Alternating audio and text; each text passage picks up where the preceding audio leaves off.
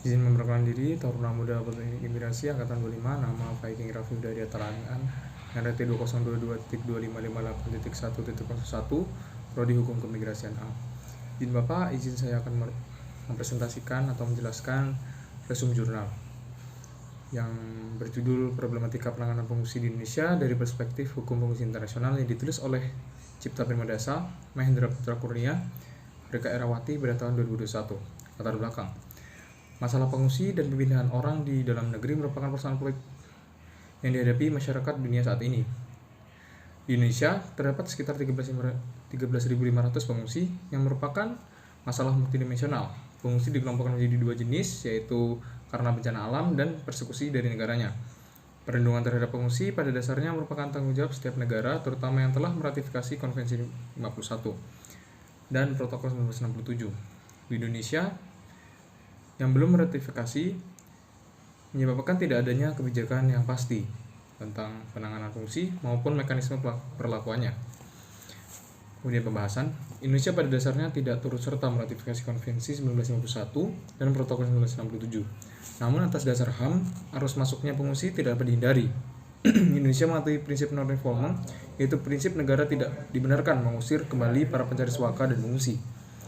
Kemudian UNHCR menetapkan prinsip non-refoulement sebagai peremptory norm dalam hukum internasional yang disebut jus cogens, yang merupakan prinsip dasar hukum internasional yang diterima negara-negara sebagai suatu norma yang tidak bisa dikurangi pelaksanaannya serta harus dihormati dalam segala keadaan dan tidak dapat diubah.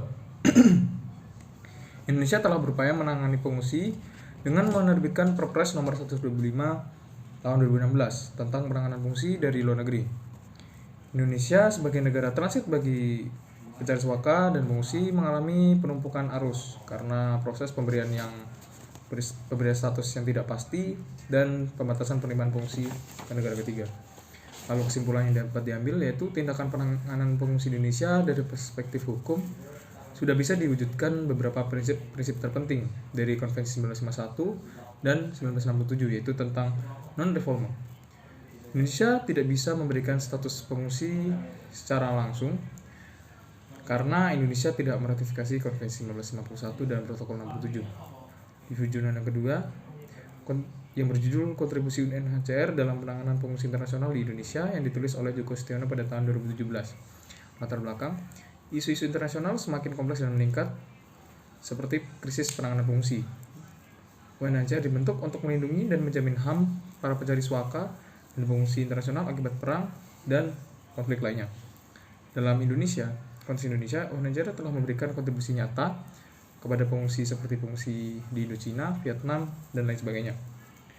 Pembahasan, UNHCR merupakan organisasi internasional yang dilindungi dan menjamin keberadaan hak-haknya di dunia. Dalam perkembangannya, UNHCR juga mengupayakan solusi permanen terhadap masalah pengungsi, melindungi pengungsi, di mana Indonesia memberikan bantuan juga. UNHCR memberikan kepastian status pengungsi dengan beberapa tahapan seperti registrasi permohonan pengungsi, wawancara tahap awal, dan penentuan status pengungsi.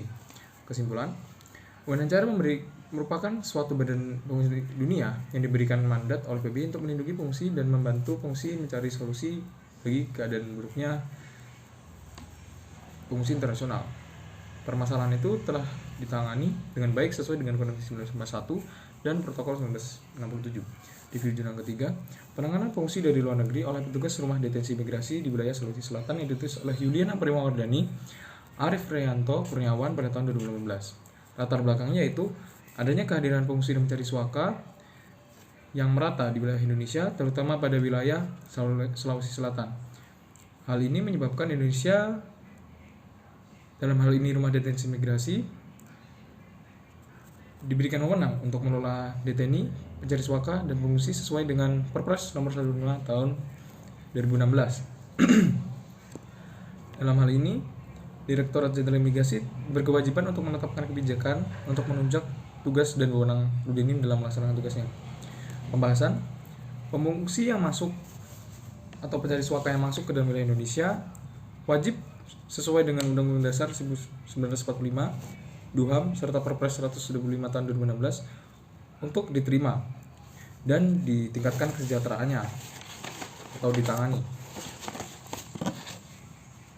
Pada awalnya, Indonesia memberlakukan penanganan pengungsi mengacu pada Undang-Undang Nomor 39 Tahun 1999 pada pasal 28 ayat 1, walaupun Indonesia tidak meratifikasi Konvensi 1961 dan 1967. Pada Rudenim Sulawesi Selatan sendiri terdapat perbantuan dan kolaborasi dari UNHCR dan IOM mengenangani persoalan penahanan, pengaturan AVR, serta upaya lain dalam menyelesaikan permasalahan pengungsi. Dalam pelaksanaannya, SOP harus disesuaikan. Yang awalnya diperuntukkan untuk hanya pada DTNI, juga sekarang diaplikasikan kepada para pencari suaka dan pengungsi. Pengawasan juga dilakukan bekerjasama dengan IOM dan UNHCR melalui media sosial dan media lainnya. Pihak Rudenim Sulawesi Selatan sendiri menyebutkan masih belum optimalnya penanganan dan pengawasan pengungsi yang mungkin kabarnya pengungsi dari fasilitas Rudenim. Kesimpulan, penanganan pengungsi oleh Rumah Detensi Imigrasi di Makassar masih perlu memperhatikan aspek kelembagaan, ketatalaksanaan, dan infrastruktur, serta upaya-upaya yang sesuai dengan Perpres nomor 105 tahun 2016. Kemudian di tujuan yang keempat yaitu penerapan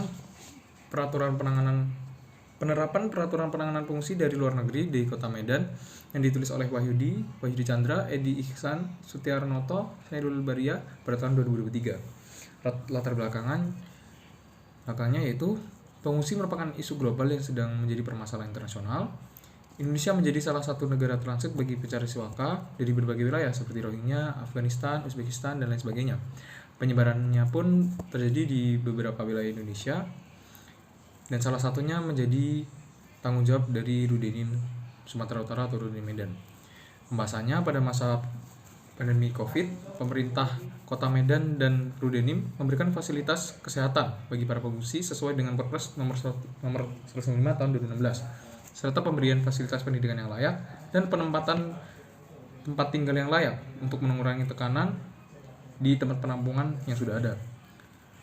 Dalam hal ini, pengawasan untuk para pengungsi juga telah dilakukan berbasis aplikasi Android sebagai solusi minimnya SDM petugas Rudenim yang mengawasi pengungsi. Kesimpulan, penerapan penanganan pengungsi menurut Perpres nomor 175 tahun 2016 telah dilakukan dengan baik dan terjalin secara berkesinambungan oleh aparatur pemerintah maupun Rudenim sendiri.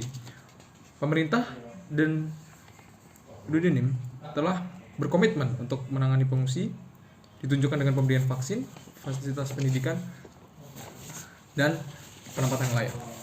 Kemudian yang berjudul Implementasi Penegakan Hukum Pencari Suaka dan Pengungsi di Indonesia setelah diberlakukannya Peraturan Presiden nomor 105 tahun 2016 yang ditulis oleh M. Alfi Syahrin dan Yusa Sabri Utomo pada tahun 2019. Latar belakangnya yaitu Indonesia yang telah menjadi negara yang sering dikunjungi atau sebagai negara transit bagi para pencari suaka, dikarenakan letak geografisnya yang terbuka untuk dimasuki pencari suaka. Terdapat aturan hukum mengenai pengungsi internasional yang memberikan perlindungan terhadap para pengungsi. Pembahasan penanganan pengungsi sebelum diterbitkannya Perpres mengacu pada UU Nomor 37 tahun 1999 tentang hubungan luar negeri. Lalu pada perkembangannya muncul Perpres nomor 105 tahun 2016 tentang penanganan pengungsi yang dilakukan oleh berbagai institusi dengan tugasnya masing-masing, dengan institusi seperti TNI, Polri, Imigrasi, dan kementerian lembaga yang terkait. Dalam hal ini, imigrasi yang memiliki fungsi pengawasan yang dilakukan oleh Rumah Detensi Imigrasi mendapatkan pergeseran fungsi yang mempengaruhi ketatalaksanaan, infrastruktur, dan perencanaan pada Rudenim. Kesimpulannya, penanganan pengungsi telah terjadi dengan baik sebelum dan sesudah Perpres nomor 125 dan 2016 terbit. Namun, hal positif yang dapat diambil yaitu perbedaan signifikan sebelum dan sesudahnya terbit Perpres nomor 105 tahun 2016, yaitu regulasi ini memberikan arahan yang jelas bagi para institusi terkait penanganan pengungsi walau masih diperlukan penyempurnaan dan hal teknis serta pembiayaannya. Sekian, terima kasih. Wassalamualaikum warahmatullahi wabarakatuh.